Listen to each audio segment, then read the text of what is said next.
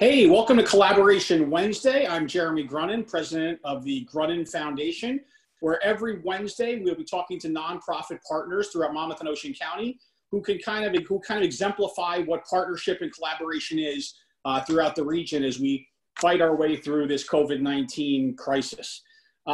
Today we have our second in our series, and we are very fortunate to be joined by the former Lieutenant Governor and current CEO and president of Fulfill, the food bank of Monmouth and Ocean County, Kim Guadagno. Good morning, Kim. Good morning, Jeremy. It's good to see you. Of course, we've been seeing a lot of each other and talking to a lot of each other over the last few weeks, for sure, right? That's an understatement. It's all good. All good. Yeah, well, thank you for everything you've done, and the Grunin Foundation especially. First, every time we needed you guys stepped in. I appreciate that. Well, thank you. You guys are doing the hard work, and it's just we're doing the easy part.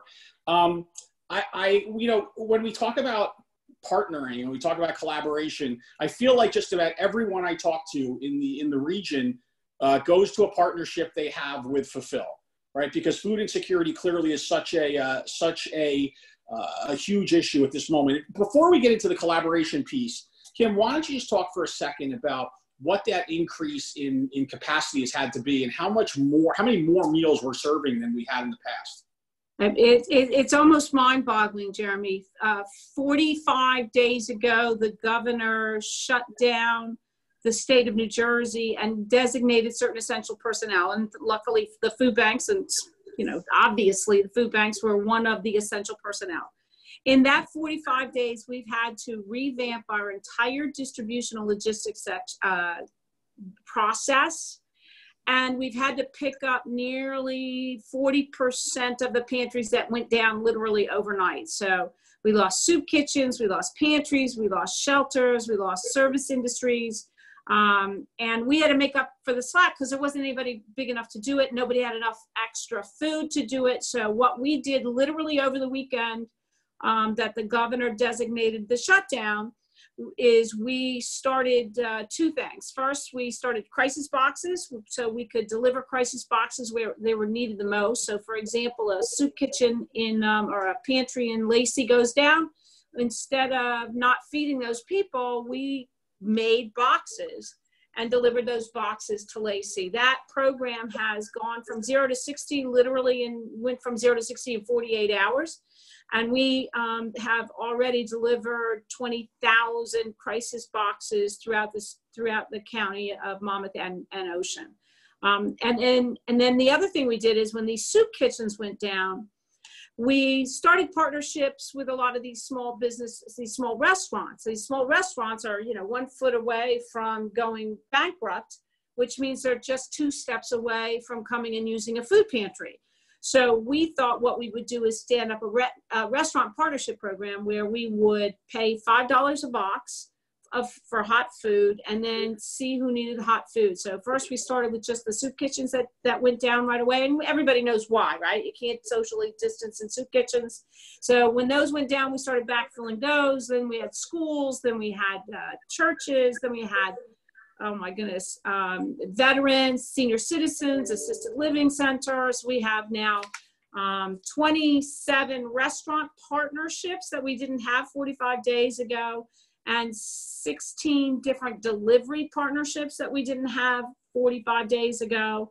And we did, as of Friday, 59,000 meals, hot meals, to people in Monmouth and Ocean County who would not otherwise have gotten a hot meal. So over the last 45 days, we estimate between servicing our regular partners who are still up and moving, and servicing our new partners, we serve 450,000 more meals this year in that 45-day period than we did the same time last year. That's 10,000 meals a day. And that's crazy. So, Give me an example. I know that obviously can't be done without the help of other folks as well. So I know that you've formed partnerships with a number of school districts, with the YMCA's, I think we were doing things with Meals on Wheels, with Lunch Break, with whoever we can help with. So talk to me about give me an example of one of those and how those kind of came to fruition from like from Genesis to where it is now. So we figure about 50% of our partners existed beforehand, and 50% of our partners are new. And we determine that by how many crisis boxes we literally hand out. So the Toms River School District, the Board of Education, they were giving kids breakfast and lunch. So you and many others like Peter Rosario at the Y in Ocean County helped us set up a relationship with Toms River so that the kids could get dinner and then meals. If you don't have enough money for breakfast and lunch, then the family is probably food insecure also. So we started servicing the schools, and then the township walked in. We had the mayor of Toms River here, Mo Hill, and the first lady of Toms River here last week, along with a business administrator and the council president, helping us make crisis boxes because we deliver to them so they can deliver to 4 areas in Toms River, which you know better than anybody is one of the largest townships in both Monmouth and Ocean County.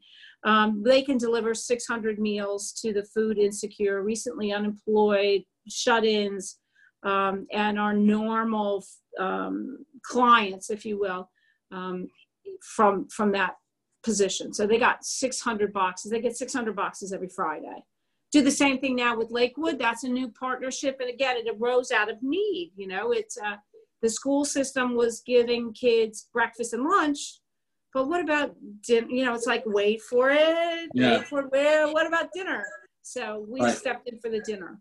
And the Fulfill had been providing a backpack program for kids in schools for weekend meals, because I think if there's one thing that this crisis has done, it's kind of shined a light on the amount of need that actually exists in our country, even before the pandemic. I mean, I don't think the average person would have thought right away that when schools are closing, that we have to figure out how to now feed these children. Right? I don't think that the average American understands the size of how many folks rely on those schools to provide them food. And Fulfill had been doing this on weekends and now had to ramp up the program to be able to support Monday through Friday as well for dinners, et cetera. So that's been a huge undertaking for the team for sure, right? Right. Well, we figured out just recently how to do it faster. So the goal was to fill the gap.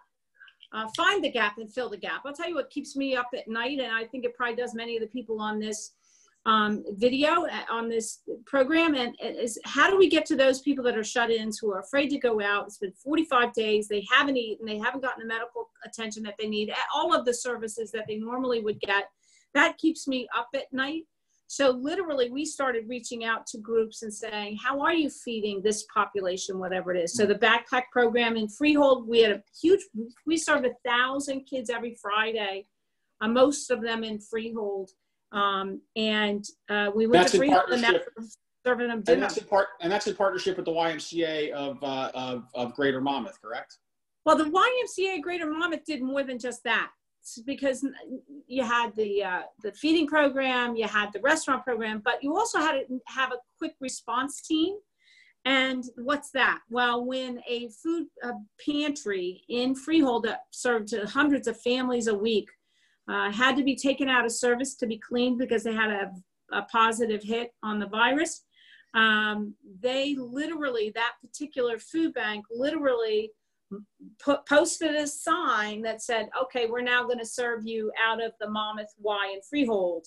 And then we delivered crisis boxes to the Monmouth Y and Freehold. Because now you can't shop. It used to be we could shop pantries. Now it's much easier in that sense because we could just send the boxes to, instead of the pantry that we were sending it to, we send it to the Y. And so the Y stepped in, not just doing what they do, and they provided a lot of services here to us, and we lost an employee. But also they stepped in as part of our quick response team to fill that gap, which is fabulous. Yeah, talk about that for a second. I mean, I know it's a difficult topic. At Fulfill did have a tragic loss as a result of the virus. But again, there's no but to that. But we did have folks step up to support. And so talk about that for a second. So literally, this particular employee worked in the field.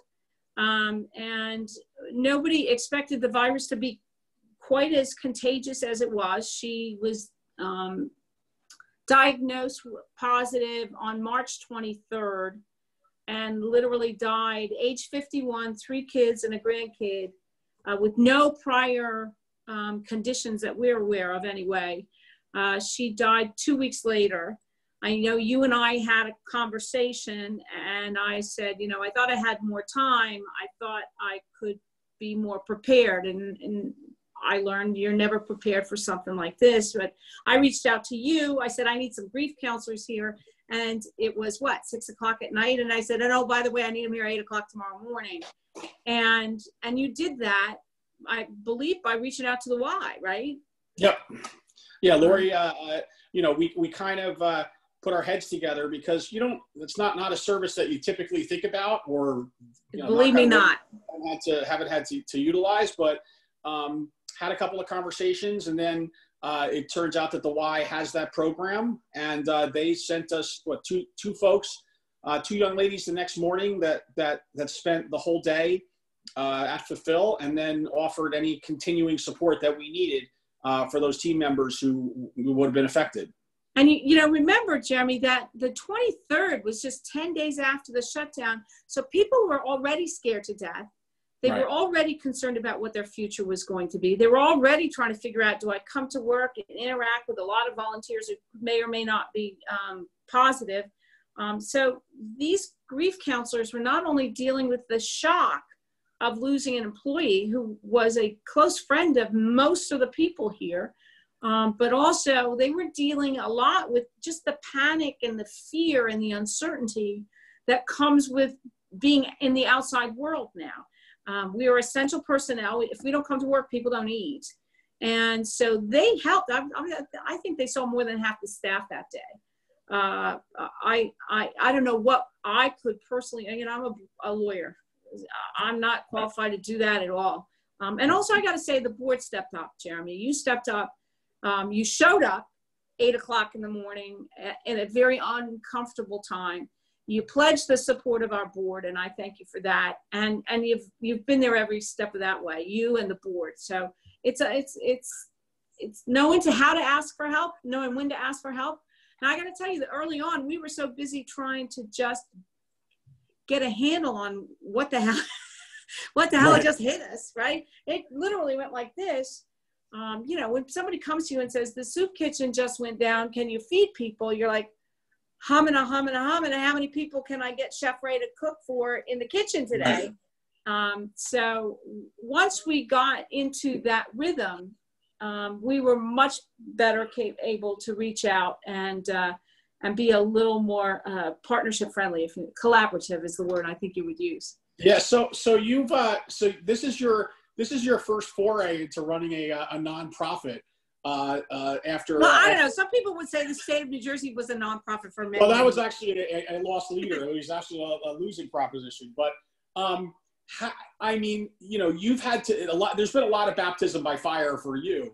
But I think coming out of the other side of this, you probably now can offer some sage advice that you may not have been able to previously. So if you were to give somebody, if somebody's saying, listen, you know, I have an organization. I think we do good work. I know we do good work. I want to be able to do good work with others. What do I do to reach out? What do I do to get to make collaboration happen? What advice would you give them? Well, I can tell you right now, it's happened several different times. So people need food delivered from wherever we're delivering the food to individual homes. So people are afraid to do that. So there's a couple of places in Monmouth County. Ezekiel's Wheels is brand new. NJ21 United in Ocean County. And they reached out to us and said, we'll deliver that food. Or when we get calls here, we just refer them out because now we know who they are. So I think it's a question of a two-way street. You call us, tell us what you do. We'll let you know, I hope, what we do, and we'll try to put 2 and 2 together because everybody has the fundamental same mission, and that is to make it easier for people to get through these tough times. You know, I was lucky or unlucky to be in a position with the government during Sandy. So I had some sense of the need to bob and weave and be flexible or get to yes or now around here, when a government entity does something particularly stupid, which happens a lot, I can say that now. It happened a lot during Sandy too. It really did, because we didn't know any better. Now I just try to figure out, okay, what's the headline going to be? Kim Guadagno fed hungry people. Fulfill fed or found diapers for babies. I'll worry about it, apologizing later. I think people should do what they need to do in order to help their neighbors. And if we can help them do that, please just, they should just call. That's right. Get on the phone, make a connection. Don't be bashful. We're all trying to do the good work. We've had this conversation a few times, but on some level, don't you wish that you had done what you're doing now and then had the opportunity to go back to the State House and see, God, why do we have this red tape? Why do we do this that way? Why, there's just so many things that you look at now. Oh, man. You rack your brain, right? If after getting into the food industry, had I known there was so much tape involved in simply trying to feed hungry families, I would have spent 8 years on that red tape and no other red tape. The good news is now that when red tape occurs, we'll just pick up the phone and call people. We'll just call them and say, you really don't want to know blah, blah, blah, or you really don't want me to say blah, blah, blah. So it's a good connection to have. We try to do it nicely the first time, or sometimes you just ignore them. That's right. Well, Kim, again, on behalf of first and foremost the board of Fulfill, on behalf of the Grunin Foundation, and really on behalf of the citizens of Monmouth and Ocean County, I have a place in both counties. Thank you for everything you and your team are doing every day. It's been just certainly a crazy time, and you guys have stepped up. You and your team have stepped up every which way. I don't think we could have ever conceived of you doing this great a job under these kind of circumstances. So thank you. Well, Jeremy, we couldn't do it without all of our partners, the old ones, the 50% we had before, and the 50% new ones we have now. And we couldn't, and I don't think this is going to end. I think you and I are going to be having a similar conversation in 6 months. And while we've already increased our distribution 40%, I think you're going to see it another 40. And I think all of us on this phone or on this video or on this Zoom, whatever this technology is, we're going to be here for a while. This is not ended soon. So thanks for everything you're doing through the foundation. Absolutely. Well, and that's going to wrap it up. Collaboration Wednesday, Grunin Foundation, former Lieutenant Governor Kim Guadagno and CEO of Fulfill, talking to us for a few minutes today. Please tune in again next week. We'll be doing this as long as the pandemic is happening. And as you probably have figured out by now, that means we probably have at least 4 more episodes. So be safe out there. Take care of yourself, and we'll see you again next week. Thanks, Kim. Thanks, Jeremy.